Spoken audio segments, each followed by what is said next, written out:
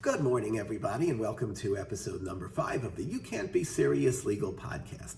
I'm Bradley Balin, a business lawyer in New York City, and today we're going to talk about closing down a corporation and avoiding personal liability when doing so. The first thing I want to point out is that there is a legal line once the company becomes insolvent, and avoiding personal liability becomes much more complex at that time. So once you're becoming insolvent, it's very important that you get an attorney involved or another professional who understands the rules of corporate insolvency.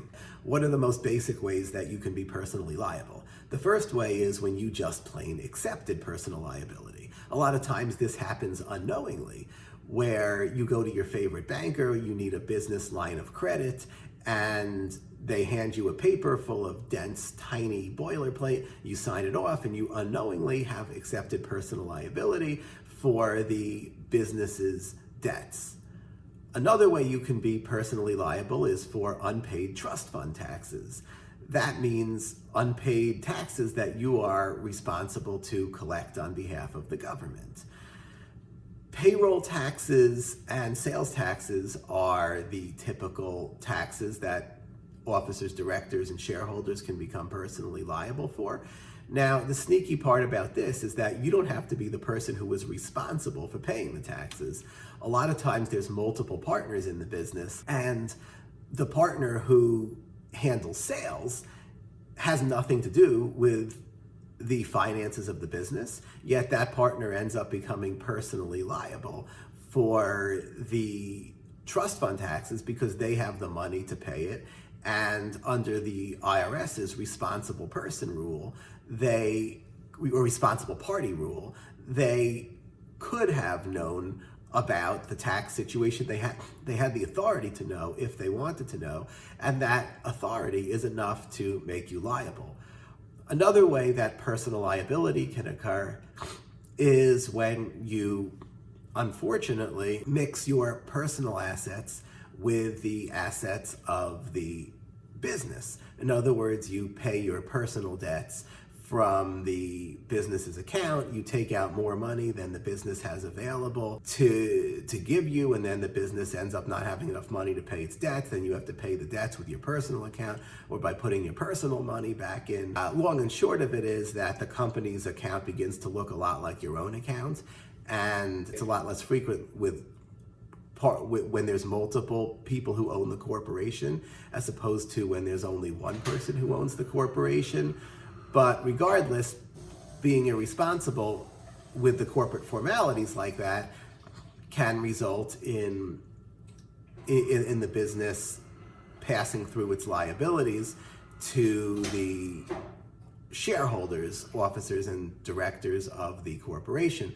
Also, if you don't hold board meetings, if you don't have board resolutions, if you don't have your shareholder meetings, if you don't observe the corporate formalities, then that also can lead to the argument that the corporation is not valid or became not valid at some point, and you are the same as the corporation, and therefore you should be personally liable. Lastly, you have transfer liability, where they say, listen, the business didn't really go under, the assets were transferred to somebody else inappropriately, and therefore the liability should transfer as well. So those are the ways that there can be personal liability. Otherwise, how do you go and close down the business? Plain and simply, you only need to, hypothetically, call the creditors and let them know that the company is ceasing operations, and if there are any assets, that they're going to be sold and distributed based on the order of priority when the company becomes insolvent. A lot of times people, on behalf of their corporations, will seek a Chapter 7 bankruptcy, especially when there's a bunch of creditors. This just avoids the situation where angry creditors file baseless personal lawsuits against the shareholders because they are furious and hoping that they can do something to pressure the decision makers into paying them money that they really feel that they're entitled to. And typically, once people receive bankruptcy paperwork, they cool down, they'll take out their anger on the bankruptcy court, and they'll go away.